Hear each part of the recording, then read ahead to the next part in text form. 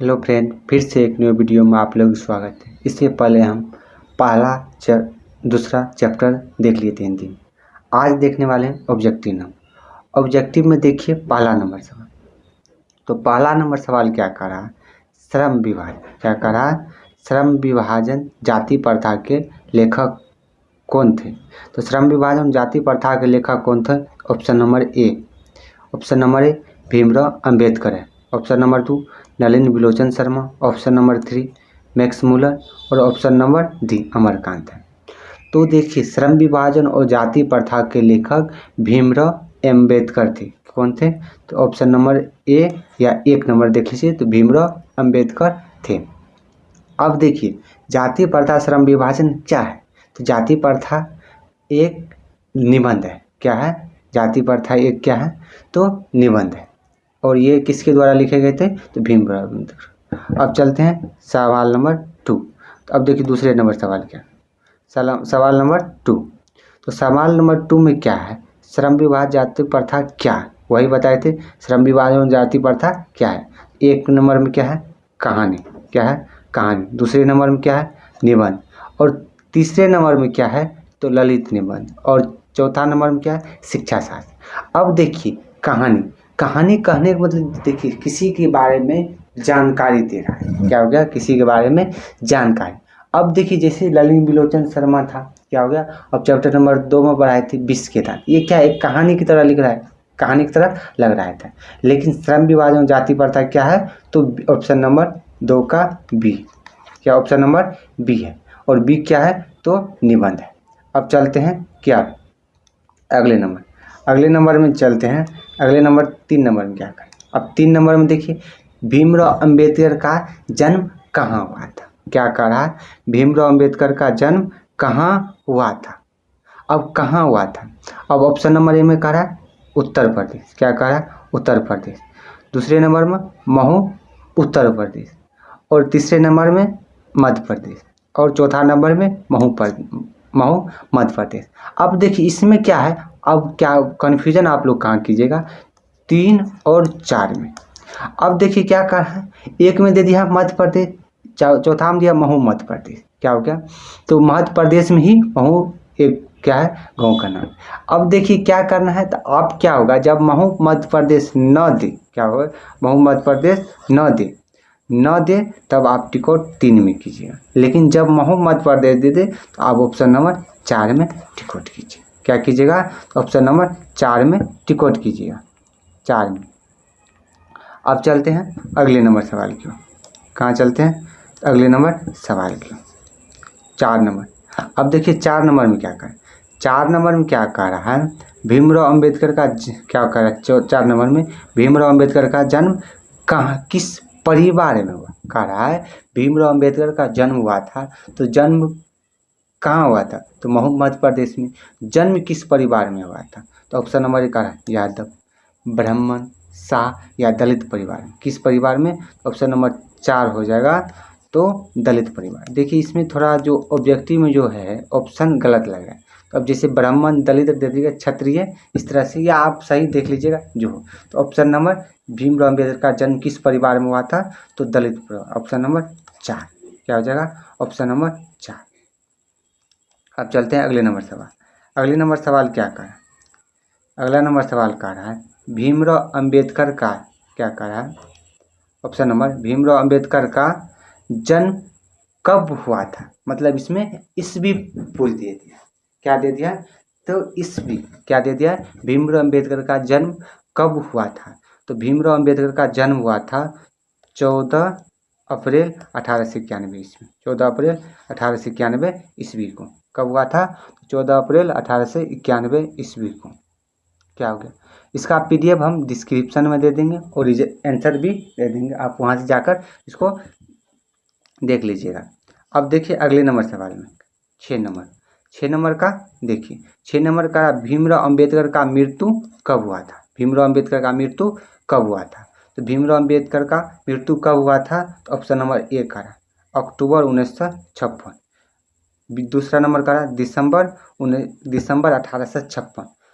तीसरा नंबर दिसंबर 1956। इसका right answer हो जाएगा क्या, तो दिसंबर 1956 क्या हो जाएगा, तो ऑप्शन नंबर क्या हो जाएगा, दिसंबर 1956। छः का क्या हो जाएगा, छः का 3 नंबर हो जाएगा, दिसंबर 1956। अब चलते हैं अगले नंबर सवाल की ओर।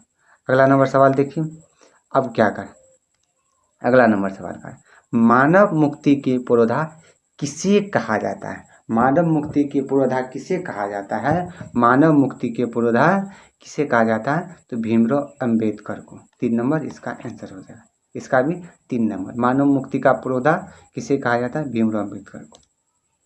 अब देखिए क्या है, बाबा साहेब के, अब कह रहा है बाबा साहेब क्या कह रहा है, बाबा साहेब के निम्न में से कौन प्रेरक, मतलब इससे किससे ये प्रेरित थे, बाबा साहेब किससे प्रेरित थे। ऑप्शन नंबर ए में क्या है, बुद्ध, क्या है, बुद्ध, कबीर, ज्योतिबा फुले। इसका जो प्रेरक था तीनों होगा इसमें, ऑप्शन नंबर 4 इनमें से सभी हो जाए, क्या हो जाएगा, ऑप्शन नंबर 4 इनमें से सभी हो जाए। अब चलते हैं अगले नंबर से, अगला नंबर सवाल, अगला नंबर कह रहा है इनहेलेशन ऑफ कास्ट, क्या कह रहा है, इनहेलेशन ऑफ कास्ट किसने लिखा था। अब देखिए इसमें से आप क्या कीजिएगा, फंसिएगा, इनहेलेशन ऑफ कास्ट किसने लिखा था, इनहेलेशन कास्ट किसने लिखा था, भीमराव अंबेडकर साहब ने लिखा था। क्या लिखा था, ये क्या है, तो भाषण है, क्या है, ये भाषण है, ये आपको दे देगा, ये इम्पोर्टेंट है। इनहेलेशन ऑफ कास्ट किसने लिखा था, तो भीमराव अंबेडकर। लेकिन इसको जो हिंदी रूपांतरित क्या हो गया, हिंदी रूपांतरित किसने किया था, तो ललई सिंह यादव ने किया था। इसको इनहेलेशन कास्ट को हिंदी में रूपांतरित किसने किया था, किसने किया था, तो ये था आपको किसने, तो ललई सिंह यादव ने। क्या हो गया, ललई सिंह यादव, क्या हो गया। अब देखिए ललई सिंह। अब अगले नंबर सवाल को देखते क्या हो गया, तो आगे देखते। अब देखिए अगले नंबर, अब वही अगला नंबर सवाल है, क्या है, अगला नंबर सवाल, अगला नंबर सवाल का ना इनहेलेशन ऑफ कास्ट का हिंदी रूपांतरित किसने किया था। अभी जस्ट बताए थे 2 नंबर ललई सिंह यादव होगा, क्या हो जाएगा, ललई सिंह यादव, क्या हो जाएगा, ललई सिंह। 11 नंबर देखिए, भारत के क्या 11 नंबर क्या है, भारत के क्या कहा, भारत के संविधान निर्माता के रूप में किसे जाना जाता है, इसका राइट आंसर हो जाएगा 2, क्या हो जाएगा, तो अंबेडकर साहब। बाबा अंबेडकर साहब का पूरा नाम क्या है, बाबा साहेब भीमराव अंबेडकर। आपको पूछ देगा क्या हो गया, अंबेडकर साहब का पूरा नाम, तो बाबा साहेब भीमराव अंबेडकर है। अब चलते हैं अगले नंबर से। अब देखिए 12 नंबर में क्या कर, 12 नंबर, अब 12 नंबर में क्या कर रहा है, बाबा साहेब क्या कर रहा है, बाबा साहेब अंबेडकर संपूर्ण वाङ्मय, देखिए वाङ्मय गलत लिखा गया है, ये है इसे होगा, तो इसका वाङ्मय कितने हैं, 21 खंडों में प्रकाशित किया गया, क्या हो गया, 21 खंडों में, किसमें किया गया है, 21 खंडों में। अब चलते अगले नंबर सवाल। अब देखिए जाति पाति क्या हो गया, इसमें देखिए जाति पाति तोरक मंडल, क्या हो गया, जाति पाति तोरक मंडल सम्मेलन कब और कहाँ हुआ था, क्या हो गया, ये क्या है, तो जाति पाति एक सम्मेलन होने वाली थी 1956, वही इनहेलेशन और कास्ट को यहाँ पर पारित करने वाली था, क्या हो गया, लेकिन वो हो गया किसी कारणवश वो वहाँ नहीं हुई थी। 1956 में जो सम्मेलन होने वाला था वो सम्मेलन नहीं हुआ, क्या हो गया, नहीं हो गया। तब क्या किए यहाँ पर भीमराव अंबेडकर साहब इसको अपने भाषण में जाति क्या हो गया, इनहेलेशन कास्ट को चर्चित कहाँ किया, तो ये जाति प्रथा, क्या हो गया, जाति प्रथा। अब देखिए 19 ये क्या जाति पाति तोरक मंडल कहाँ हुआ, 1936 में कहाँ हुआ था, तो लाहौर में। 1936 में कहाँ हुआ था, तो लाहौर में, क्या हो गया, 2 आंसर हो गया। अब चलते हैं अगले नंबर, अगले नंबर सवाल का, अगले नंबर का है भारत में बेरोजगारी का क्या कर रहा है, भारत में बेरोजगारी का प्रमुख और प्रत्यक्ष कारण क्या है, भारत में बेरोजगारी का प्रमुख और प्रत्यक्ष कारण क्या है। अब ऑप्शन नंबर ए देखिए, जाति प्रथा, ऑप्शन नंबर बी दहेज प्रथा, और शिक्षा और या भ्रष्टाचार। तो हो जाएगा भारत में बेरोजगारी का प्रमुख और प्रत्यक्ष कारण क्या हो जाएगा, तो आपको हो जाएगा जाति प्रथा, 1 नंबर का आंसर तो क्या हो जाएगा, भारत में बेरोजगारी का एक प्रमुख और प्रत्यक्ष कारण क्या है, तो जाति प्रथा है।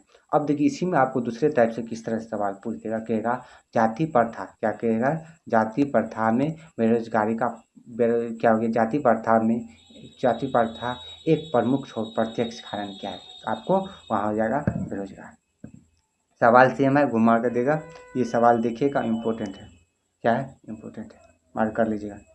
अब देखिए अगले नंबर से, अगले नंबर में क्या कहा, लोकतंत्र का दूसरा रूप क्या है, क्या कह रहा है, लोकतंत्र का दूसरा रूप माना जाता है। तो लोकतंत्र का दूसरा रूप है भाईचारा।